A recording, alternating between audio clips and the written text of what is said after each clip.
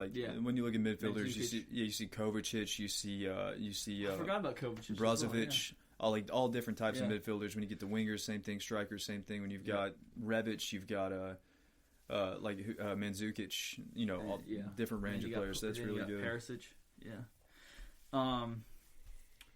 and then Chong. Istra 1961 is the name of the.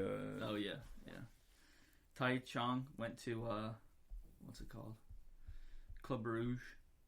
He left Wolfsburg. They've got a good academy, so that'll probably they have good training, so that'll be a good move for him. And then I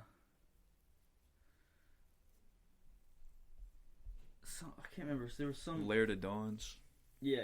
Laird of Dons. So next year, when all these players come back, whose spots are they filling? After Laird, watching, I think Laird comes in. He's Wan-Bissaka's backup. I think as long as he stays fit, which is I think the main concern for him, like Eric Bailly, they might send him out on loan again, just one more season to make sure that he can play a whole season without getting injured, and then they'll give him his contract. And then Garner, I think will probably go out on loan again because I don't think he's up physically to it yet. And Levitt definitely will be gone for another, get loaned out for another year. Chong might come in and he would be a solid, if he gets minutes at Club Brugge, he might be a solid option for when you rotate the squad. But with Ahmad coming in, and if Dan James keeps playing the way he's playing, I don't think there's really much need for Chong. So if you not even get $25 million for him, I think I think they would have tripled their profit from him, and then he can go on and have whatever kind of career he wants. Why would we sell Chong though? Like if we were to sell Chong, why?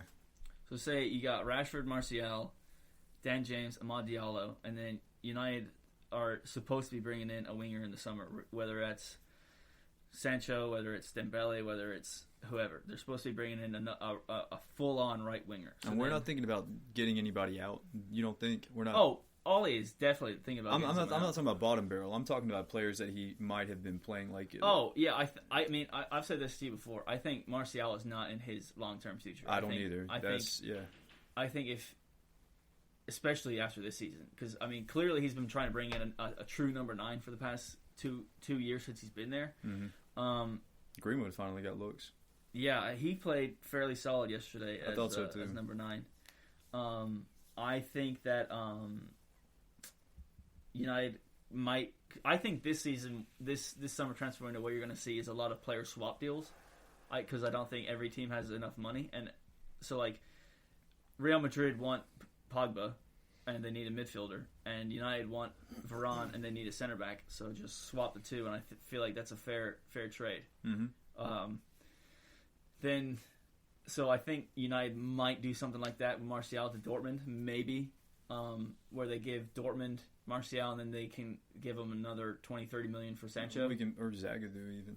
I wouldn't mind picking him up. The thing about Zagadou is he's and if you like the game yesterday with Eric Bailly and Harry Maguire, Harry Maguire and Eric Bailly together are such a good center back partnership, and I feel so much more secure with the two of them together than Lindelof, because I feel like whenever Maguire and Lindelof play each other, they're always trying to cover each other, whereas Maguire and Bailly, they're always like pushing each other, like you do this, you know what I mean? Yeah. And I found out the reason why Bailly missed the past few weeks was because he was on his way to training and got in a car accident because he was driving like a fucking madman. Yeah, you just can't. He can't. He lives life 365. The thing is, if you've got a center back who's going to juke out 3 people in the midfield and shelve it off, chances are he's going to get in more situations just like that and get his ass injured. And then he goes head first into fire, dude. Yeah, I love it. And what's his name? I can't remember what his name is, but he said that he was in Manchester after a match one time, and there's a giant roundabout that was blocked up, and he said that he was in the middle of it. And then all of a sudden you look over and there's a Range Rover going up through the middle of the roundabout, and it was Eric Bailly. Oh my god! So that's the player you're dealing with. You know what I mean? I love it though. Yeah, I mean, even when he tried to bike it, twice. There was no shot it was going in. Didn't even make clean contact. No. He just wanted to do it. I mean, remember he was out for 6 months, played with the U23s last year, and the first thing he did was try and do a bike in the first 10 minutes. Yeah. When he gets it, I'll be so happy for him, too. I'll be so happy for him. Yeah. I was watching a video today talking about it was that Shaw video, and they were asking who's like the biggest personality in the club, this and that, and he was just saying that like Eric Bailly is the most beloved person in that dressing room. Oh yeah, without doubt in my mind. Everyone, he's so on the field. He's such a savage, but then like looking at his Instagram stories and Snapchat stories, like you can't not love the guy. Like, Pogba walks up to him and goes, "My soldier!" Like every time he sees him, it's so funny. And then I think yesterday was, I think for the fringe players, I think it was a really solid performance. I think Dean Henderson really made himself look good coming out and claiming the ball in the box. Yeah, he's about to be number one. Yeah, I mean, it's only. I think he's definitely going to be he's the cup goalkeeper for sure, but I think Ollie's still going to stick with De Gea for the rest of this season at least, and then. But it is interesting that they added Sergio Romero back to the list of goalkeepers in January. Really? Yeah. So I don't know what that's about. I think there was more to the Juan Mata deal after Sociedad when he was talking to Monreal and David Silva and one of their trainers. Yeah. Someone said give Sociedad Mata for Porto. I saw for Januzaj, which is like. Januzaj didn't make it to begin with. So. He was non-existent in yesterday's game. I think for the first 20 minutes he was probably their best player, but then United played at a Premier League level intensity against them, and they mashed it for the first 30 minutes, and then when United scored, I think they crumbled, and then the second half they just could not keep up. Yeah. And then Ollie said after the game, he said they're going to play a high line. We knew that, so we just played Dan James and Marcus and let them run through, which it worked the entire game. Mm-hmm. And then Marcus had 2 times where he was in, hit the keeper, and then Dan James had that one time that he was in, and then he kicked it right at the keeper, and then his goal was fairly good. I was kind of like, pass to Diallo. He's right there. Pass to Diallo. You got your debut goal. Give him one. You know what I mean? Yeah, but yeah, I don't blame him for taking that. He's played fairly solid, and I think that was a good performance for him in the past. Even his passing options and his handling of the ball were a lot better last game. Yeah, a lot better. I think he's definitely grown in confidence, and then Diallo for his 7-minute spell looked really good. I still don't know. I mean, the hype around him is dope, but again, he came on against a team who was down 4-0, who probably were just like, I just want to get out of here. So I think what's going to help Diallo, I mean, obviously he has a skill set, or else we wouldn't have bought him. But I think it's his attitude with this. Like, he walked into that game a world beater. Yeah. I mean, like, he walked in and was like, "I'm about to juke out 3 of y'all. Be ready." I mean, that was the attitude he had. Like, he doesn't care. He's age is but a number to that dude. Him and Greenwood will be that'll be a really interesting. I thought Greenwood played. I think the past 4 games that Greenwood's played, he's deserved a goal and an assist, and he makes the perfect last pass, but whoever he's passing it to or crossing it to isn't there.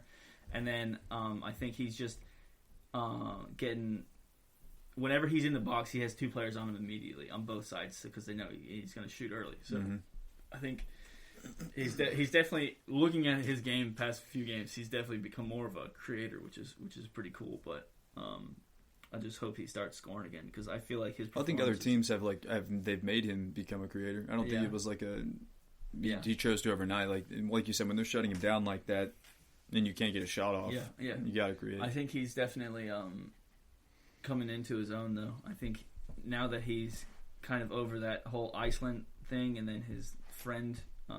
Dying and all this other crap that the media keeps coming out with him, saying that like this week they came out with another thing saying that he allegedly raped a girl, and then it was like proven within hours that he's like never even had contact with this girl. There was another one that somebody posted it side by side, both from the Telegraph, same week, might even have been the same day, but one of them said like Man City's wonder kid. Phil Foden, and then the other one said, "What kind of man will Mason Greenwood be?"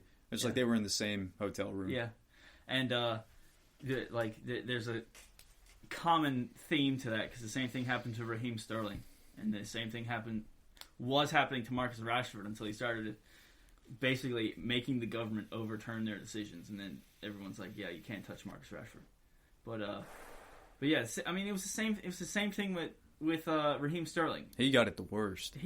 And he was calling them out, and they were still doing it and getting away with it. So, I mean, you can't and it's just so weird because these are the same companies that are talking about like racial justice and stuff. Yet they're so clearly making racial stories, and it's absolutely ridiculous. Like, how can you say the two guys in the same room together, you say one is a wonder kid, and then you say the other guy is, what kind of man is he going to be? Like, what kind of man are you to create a story about a 19-year-old kid? Could also be 4D chess. Them doing it just so people will interact with it.